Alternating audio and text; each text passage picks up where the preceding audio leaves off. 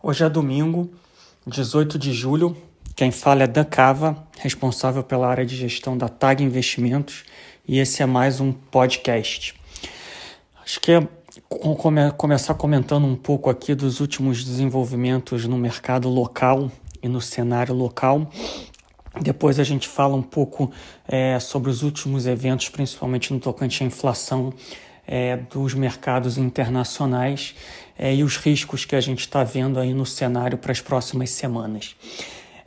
Basicamente, em Brasil, o cenário base ele continua relativamente estável e sem grandes novidades, tá? Então, fazendo aqui uma brevíssima atualização, o cenário inflacionário segue inalterado, né? A gente espera aí uma inflação mais alta nesse ano, mas a gente deve fazer o pico inflacionário por agora, né? Nas próximas semanas, aí, nas próximas 4 a 6 semanas.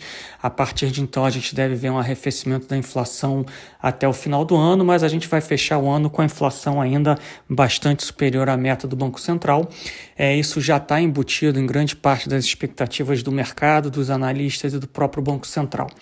O Banco Central deve continuar com uma política monetária mais restritiva, deve continuar o seu processo de alta da taxa Selic, que é a taxa básica de juros da economia.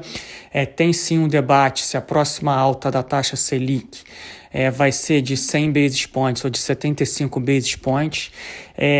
Honestamente, para o prazo de investimentos dos nossos portfólios, isso pouco importa. Acho que o que importa mais é o destino final da taxa Selic. E esse destino final não teve uma mudança grande de expectativas, né? A gente espera uma taxa de juros neutra em algum momento do começo do ano que vem, que é algo em torno de entre 6,5% e 7,5%, então algo em torno de 7%, ou seja, a gente deve ver sim a Selic ainda num processo contínuo de alta. Isso já está bastante embutido no mercado futuro de juros. Cenário fiscal. Ele continua mostrando sinais mais positivos ou para alguns menos negativos. A gente vem comentando isso aí ao longo das últimas semanas e dos últimos meses, né? Acho que a alta mais forte do crescimento do PIB, aliado à alta da inflação, faz com que o PIB nominal deva subir bastante esse ano. O deflator do PIB muito alto, dado a inflação alta, isso faz com que a dívida PIB vá fechar o ano, a dívida bruta, né, deve fechar o ano em torno de 80%, 82%. Lembrando que há poucos meses atrás existia o temor da gente atingir ali níveis insustentáveis de dívida acima de 100% nos próximos meses e nos próximos anos. A gente também não tem grandes novidades daí. A gente tem sim algumas novidades e talvez a grande novidade da semana, que é a reforma tributária. A gente já fala um pouco mais sobre ela. Só finalizando aqui o nosso breve revisão de cenário. Crescimento, continuamos a ver sinais de sustentação de um crescimento mais sólido, né? Desde a reabertura da segunda onda da pandemia no Brasil, né? Os dados de alta frequência continuam apontando para a sustentação desse crescimento no curto prazo. Os dados oficiais idem continuam mostrando um crescimento bastante positivo do país. Agora, é natural acreditar que a sustentabilidade, olhando para frente desses indicadores, ela vai ser testada, né? Eu gosto de brincar aqui que as árvores não crescem para os céus, então a gente não pode achar também que os números vão continuar surpreendendo positivamente e mostrando uma aceleração do crescimento. É bem provável que em algum momento aí do segundo semestre do ano, né, tanto no Brasil quanto no resto do mundo, a gente tenha alguma acomodação ou até mesmo algum arrefecimento dos indicadores de crescimento. Por enquanto, a gente segue numa dinâmica positiva e, de novo, uma parte dessa eventual acomodação do crescimento ela é até esperada e natural à medida que o ciclo econômico vai avançando e vai mostrando alguma maturação. Esse crescimento está intimamente ligado à direção da pandemia. A gente, nas últimas semanas, teve uma aceleração bastante positiva aí do processo de vacinação da população. A gente já está atingindo aí mais de 50% da população adulta acima de 18 anos com pelo menos uma dose de vacina, mais de 20% da população adulta com 2 doses de vacina ou vacina de dose única. E isso aí está sendo refletido, obviamente, nos indicadores sanitários, nos indicadores de saúde, com uma queda consistente aí do número diário de novos óbitos, do número de internações, né? O sistema de saúde já está sem sinais claros de sobrecarregamento. Obviamente que a gente pode ter eventuais focos pontuais e localizados de novos surtos pandêmicos, né? A gente tem visto isso acontecer em outros países, principalmente Europa, Reino Unido, agora algumas regiões dos Estados Unidos onde a vacinação não ganhou uma atração maior. Mas o cenário de Brasil, de fato, é um cenário mais construtivo, vacinando aí mais de 1.300.000, 1.400.000 pessoas por dia útil. Ontem a gente teve o sábado com o maior número de vacinados, com 1 milhão de vacinados. É bem provável que a gente tenha hoje um domingo também recorde. Então, isso deve continuar ajudando a sustentação do crescimento. Lembrando aqui, não vamos minimizar o problema da pandemia, as perdas irreparáveis que muitos de nós tiveram ao longo desse processo, os problemas de saúde, os problemas de saúde física, os problemas de saúde mental. Não vamos minimizar esses problemas. No que tange a mercado, a gente precisa ficar com um olho se eventuais novos surtos vão levar a fechamentos da economia.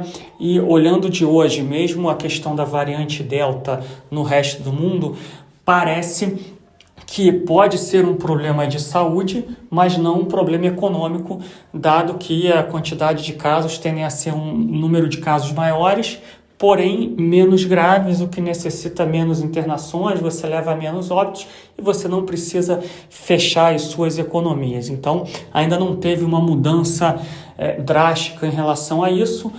A variante Delta ela pode, de fato, atrasar a recuperação ou a reabertura em algumas regiões específicas, mas ainda não parece ser um risco para o crescimento brasileiro e para o crescimento global de médio e longo prazo. Pode ser um problema de curtíssimo prazo em alguns focos e regiões específicas.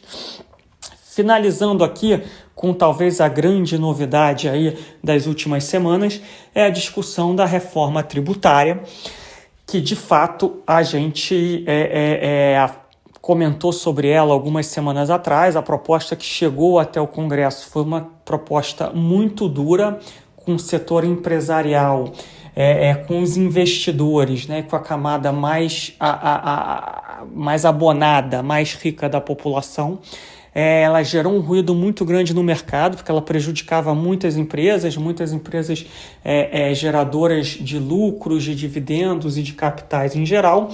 Muitos dos pontos que a proposta inicial do governo apresentava, a gente comentou aqui que provavelmente seriam revertidos, seriam renegociados, e agora a gente recebeu a proposta do relator do Congresso, e de fato muitos dos pontos que eram pontos não consensuais, né, eles de fato foram revertidos. Então não temos aqui, a gente tem uma restrição de tempo, e obviamente que eu não sou um tributarista, um advogado, mas acho que o ponto principal que afetou bastante o mercado era a tributação de dividendos de fundos de investimento imobiliário.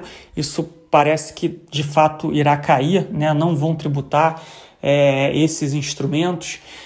A questão do tributar dividendos em geral não foi alterado, a proposta foi mantida em 20%, de novo, não é uma proposta final, isso ainda pode ser alterado, mas em compensação eles diminuíram o imposto de renda pessoa jurídica em 12,5 pontos percentuais, né? 12,5%, o que viria a compensar a implementação da taxação de dividendos para algumas empresas, para alguns setores. Obviamente que para outros setores o net disso seria negativo, ou seja, você acabaria pagando mais impostos, tá? Para alguns nichos de mercado. Tinha um outro ponto que era relativamente não consensual, que poderia afetar muitos setores e principalmente muitas ações da Bolsa, que era a questão da utilização do ágio, quando você é uma empresa, um setor que faz muito M&A. Isso também parece que caiu na proposta do relator no Congresso, e vários outros pontos que deixaram de existir na proposta que o Congresso apresentou aí nos últimos dias, tá?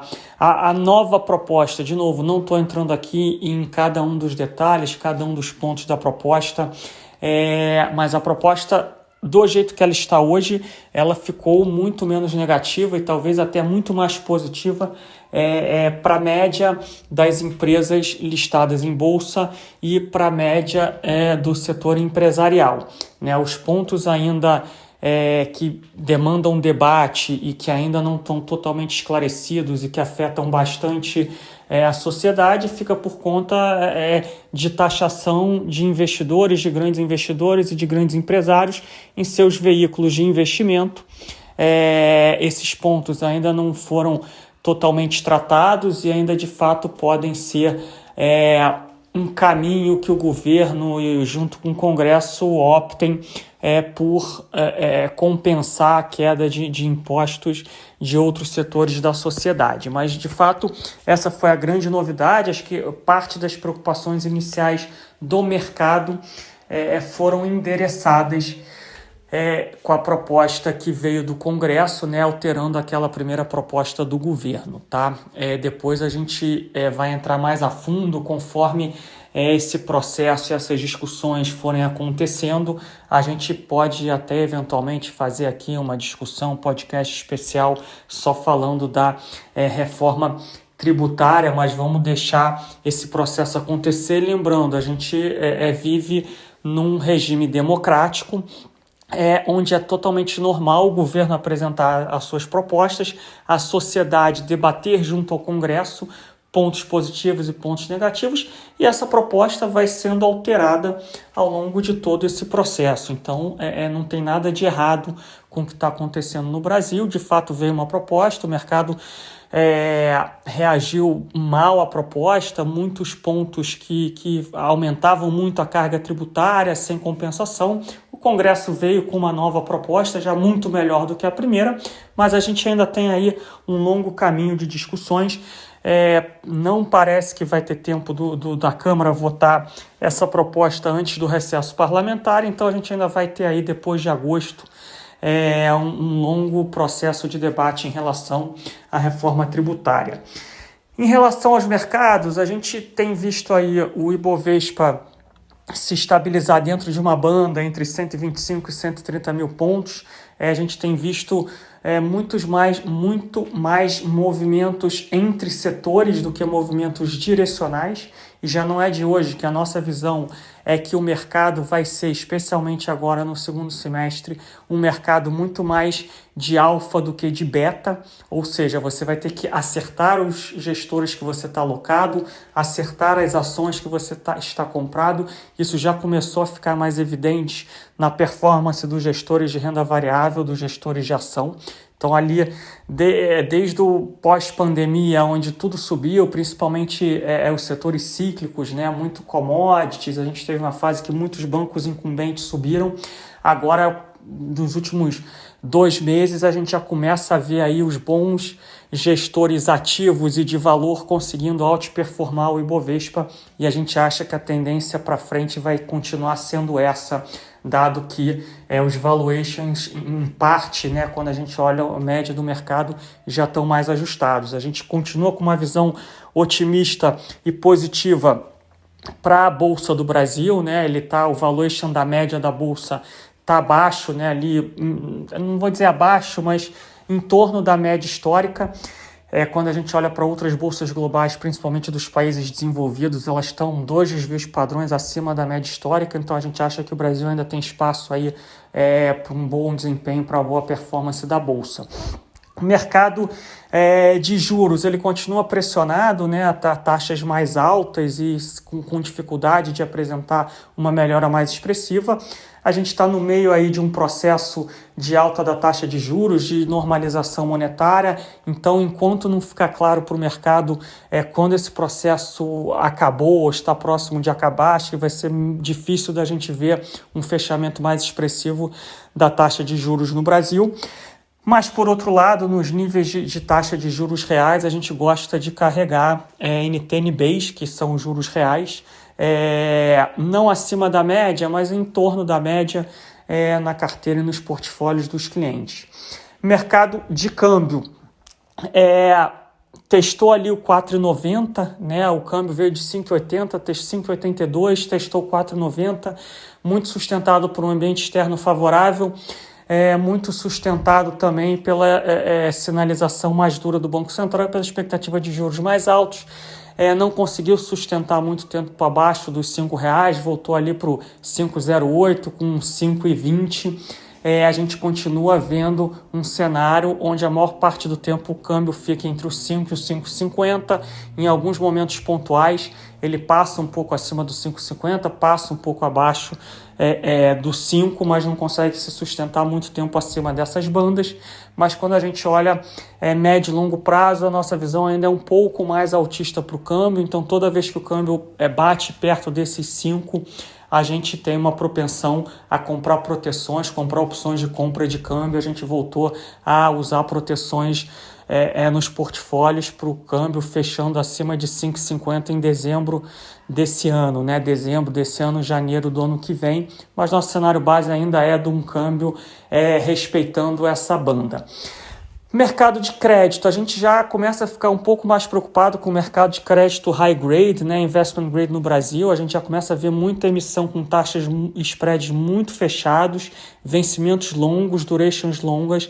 Isso já preocupa um pouco a gente, mas a gente ainda consegue ver muito valor a ser extraído no crédito high yield, obviamente alocando em emissões com pouco nível de alavancagem, com estruturas de garantias muito bem amarradas e não tão longas e com durations relativamente curtas. Então, esse financial deepening do Brasil continua, a gente continua a ver boas operações nesse nicho, mas obviamente não são operações que acabam chegando aí no grande investidor, no investidor do varejo, e a gente consegue ter acesso a essas operações seja para os nossos clientes ou seja através de fundos que a gente investe.